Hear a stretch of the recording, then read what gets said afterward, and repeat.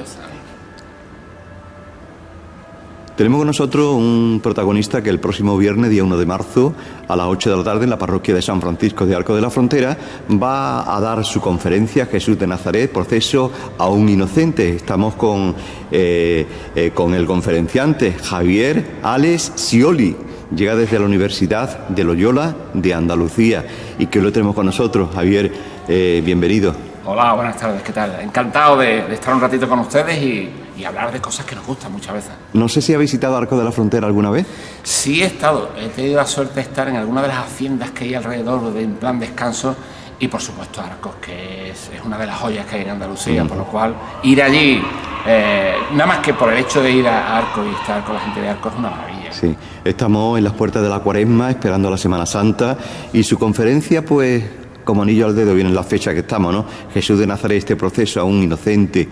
A modo de introducción, ¿qué nos podría contar? Sí, es muy atrevido, y digo por qué, porque hablar de algo que todo el mundo sabe y conoce es difícil para encontrar cosas distintas.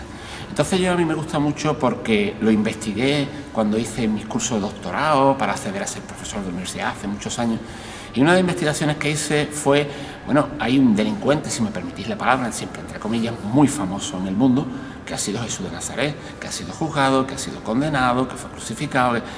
¿Qué hubiera ocurrido si un buen día este señor, con mala pinta, con los pelos largos, un poquito sucio, hubiera llamado a las puertas de un abogado y le hubiera dicho, ayúdame?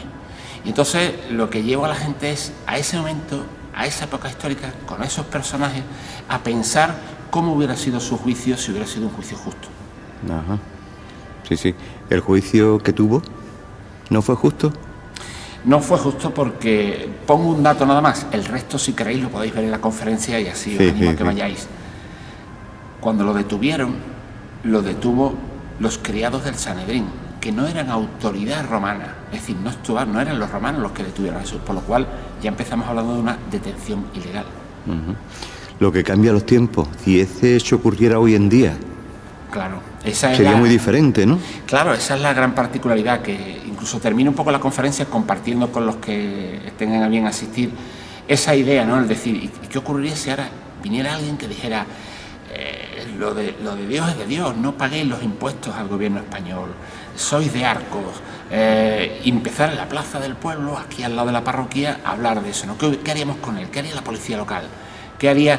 Claro, evidentemente las garantías que hoy en día en un momento democrático no tienen nada que ver con las garantías de aquel momento, ¿no? Y yo creo que ese es un poco el colofón también, el final de esto, ¿no? Que hablemos de cómo hubiera sido el proceso de Jesús si hubiera sido justo en aquella época y con las normas de aquella época. ¿Y qué ocurriría si hoy en día aparece alguien como él? Usted que está ahí metido en Derecho, profesor de Derecho, ha cambiado mucho las leyes, ¿no? No, muchísimo porque con una curiosidad interesantísima. Han cambiado mucho las leyes porque cambian los tiempos, cambia la sociedad, cambian los tipos de matrimonio, pero es verdad que a pesar de eso, como cuando a los seres humanos nos dicen muchas veces, te parece mucho a tu padre, es que veo rasgos de tu padre, y te empiezan a recordar antes, pues claro, uno cuando empieza a estudiar este derecho romano de aquella época, dice, bueno, es que había un señor que se llamaba un procurador que era Poncio Pilato. Hoy en día existe en nuestros días procuradores para llevar los pleitos. En aquella época estaba la provocación del pueblo, a Jesús o a Barrabás. Hoy en día es el jurado. Entonces, hay mucho paralelismo, pero el derecho ha cambiado una barbaridad. Ha cambiado. Y lo que deberá de cambiar, ¿no? No, claro. ¿Por qué? De hecho, la sociedad siempre va más rápida, nosotros, los ciudadanos siempre van mucho más rápido que yo creo que las leyes. Por eso también muchas veces se critica tanto a la justicia, ¿no? Porque va detrás de lo que vamos avanzando, ¿no?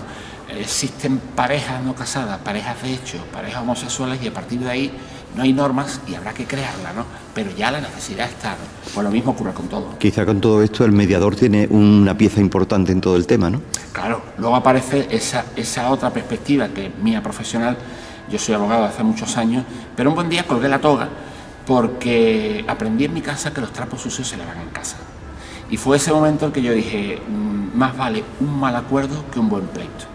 Y me dedico a los malos acuerdos, porque los pleitos muchas veces son costosos y largos.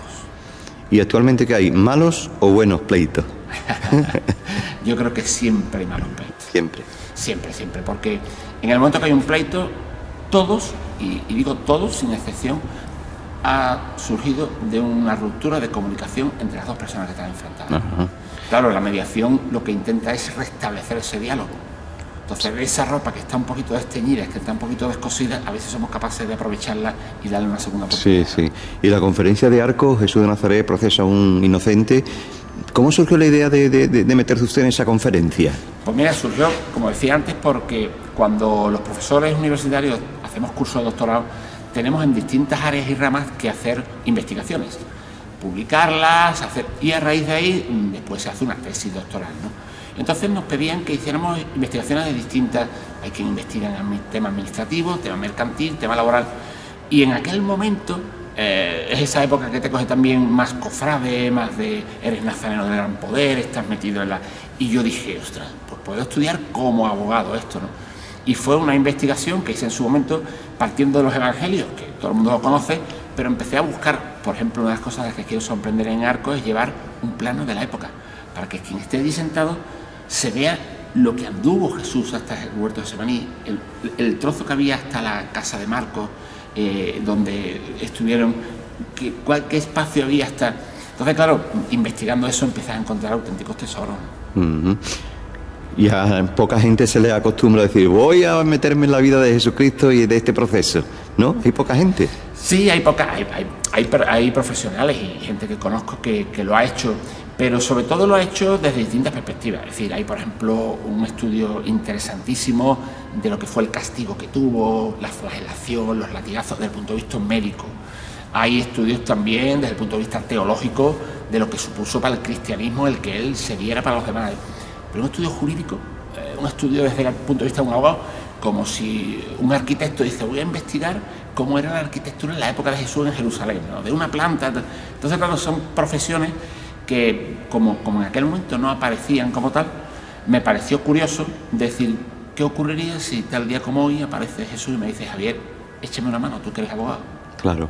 Y yo empiezo con él a decir, ¿quiénes son los testigos? ¿Y de qué te acusan? ¿Y cuánta pena te piden? ¿Y por qué te tienen tanta tirria? Entonces intento hacer ese diálogo hipotético con mi cliente que se llama Jesús de Nazaret. Uh-huh. Total, pues estaremos allí presentes en la conferencia. Javier, terminando, ¿qué invitación haría a todos los que nos estén escuchando y viendo ahora mismo? Pues, por supuesto, darte muchas las gracias por esta oportunidad de dirigirme a quien nos vaya a ver después.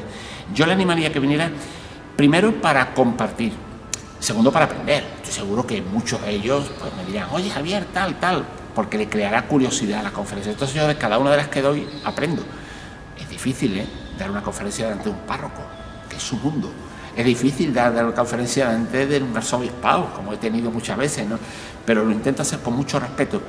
Y sobre todo que vean una perspectiva distinta de lo que vamos a vivir dentro de 30 y tantos días. Sí, hay un colega de usted, bueno, fue alumno suyo, Juan Carlos Velasco, sí, que ha sido parte cómplice de que usted esté en Arcos, ¿no? Sí, Juan Carlos lo adoro, es decir, que era un gran alumno de esos alumnos que muchas veces uno dice, hay que ver cómo me marcó aquel profesor, porque me acuerdo de un profesor que tuve en el instituto, pues hay veces que los profesores nos acordamos de los alumnos, ¿no? Y Juan Carlos ha partido, fíjate tú la proyección académica que ha tenido, ahora profesor titular, su doctorado, con libros en la calle de lo que investiga. Juan Carlos es un lujo de verdad para Arcos también, para la hermandad y para todo, ¿no? Y me aprecio muchísimo ser su amigo, ¿no? Pues nada, Javier, muchas gracias. Nos vemos el viernes en San Francisco, 8 de la tarde. Perfecto, allí nos vemos. Muchas gracias. Gracias.